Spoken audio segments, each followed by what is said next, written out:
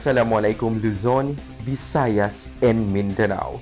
Di ato na pinaka-fresh balita, puon malahat sin Cebu ko. Maalaw sa lasa, mamain alaw.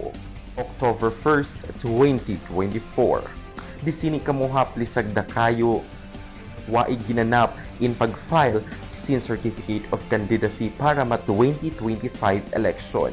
Waay na ag-file di sini grupuhan sin Team Ventura makakaril. Waay na ag-file si Mayor Ventura mapagka-mayor na balik malahat Cebuco. Sehean na yan na guba sa Vice Mayor Milo malahat sin Cebuco. Yan na pinag-olonan si Tatak Marino Absar Karil. Makaryo anda yan ang mga konsehal nga na si Haji Khadija Payaw na gubas pabalik para manlahat sin Cebuco. Ilo na si Hakin Tarang, Al Naing, si Sir Biyong, and mga karantongaan sehean sin Team Ventura. Maalaw tiya to, wain na sigam kais ag-file sin CO Sira.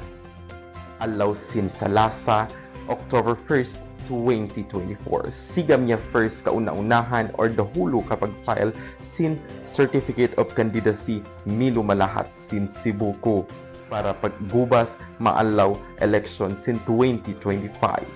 Yung really fresh balita, poon mito, mas studio, back to you.